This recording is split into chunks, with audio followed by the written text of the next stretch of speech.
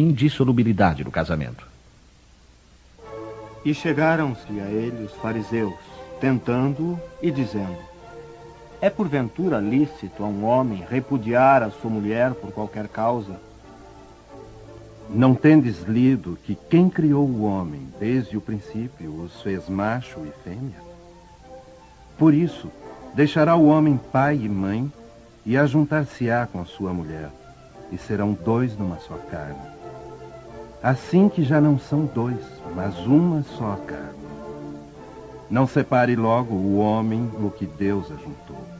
Replicaram-lhe eles: pois por que mandou Moisés dar o homem à sua mulher carta de desquite e repudiá-la? Porque Moisés, pela dureza de vossos corações, vos permitiu repudiar vossas mulheres, mas ao princípio não foi assim. Eu, pois, vos declaro que todo aquele que repudiar sua mulher, se não for por causa da fornicação e casar com outra, comete adultério. E o que se casar com a que o outro repudiou, comete adultério. A não ser o que procede de Deus, nada é imutável no mundo. Tudo o que procede do homem está sujeito a mudanças. As leis da natureza são as mesmas em todos os tempos e em todos os países. As leis humanas, porém, modificam-se segundo os tempos, os lugares e o desenvolvimento intelectual. No casamento, o que é de ordem divina é a união conjugal, para que se opere a renovação dos seres que morrem.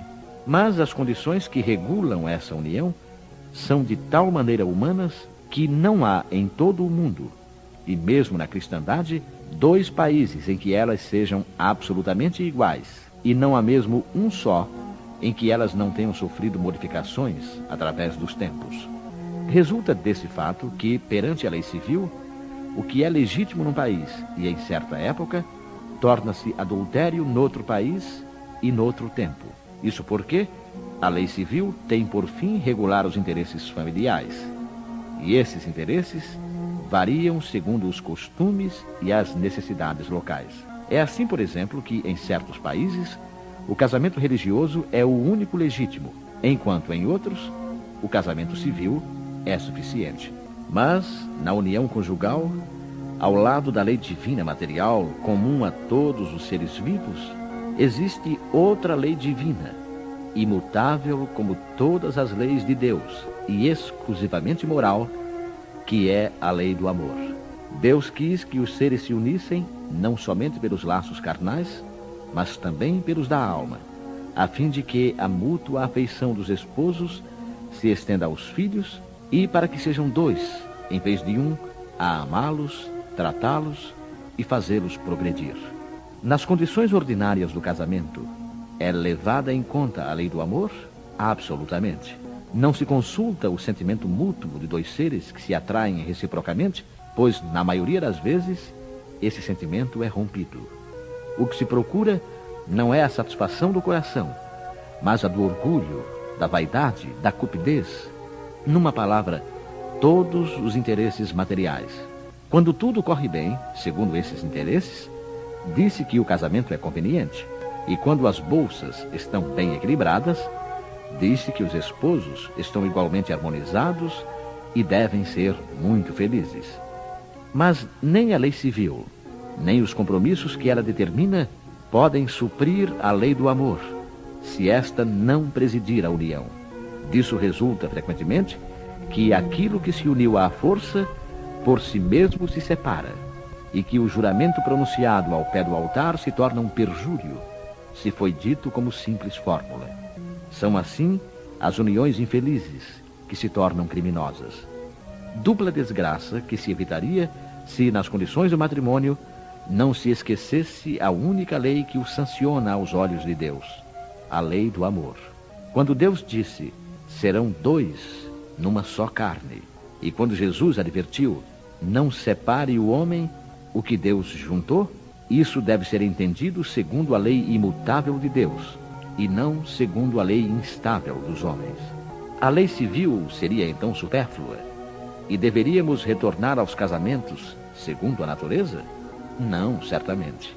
porque a lei civil tem por fim regular as relações sociais e os interesses familiares, segundo as exigências da civilização. E eis porque ela é útil, necessária, mas variável. Deve ela ser previdente, porque o homem civilizado não pode viver como o selvagem. Mas nada, absolutamente, impede que ela seja um corolário da lei de Deus. Os obstáculos ao cumprimento da lei divina decorrem dos preconceitos sociais e não da lei civil. Esses preconceitos, embora ainda vivazes, já perderam o seu domínio sobre os povos esclarecidos e desaparecerão com o progresso moral que abrirá finalmente os olhos dos homens para os males incontáveis, as faltas e até mesmo os crimes que resultam das uniões contraídas com vistas apenas aos interesses materiais. E um dia se perguntará se é mais humano, mais caridoso, mais moral ligar um ao outro dois seres que não podem viver juntos ou restituir-lhes a liberdade. Se a perspectiva de uma cadeia indissolúvel não aumenta o número das uniões irregulares.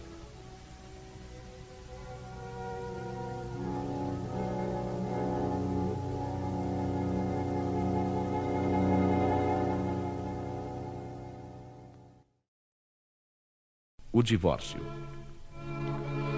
O divórcio é uma lei humana cuja finalidade é separar legalmente o que já estava separado de fato.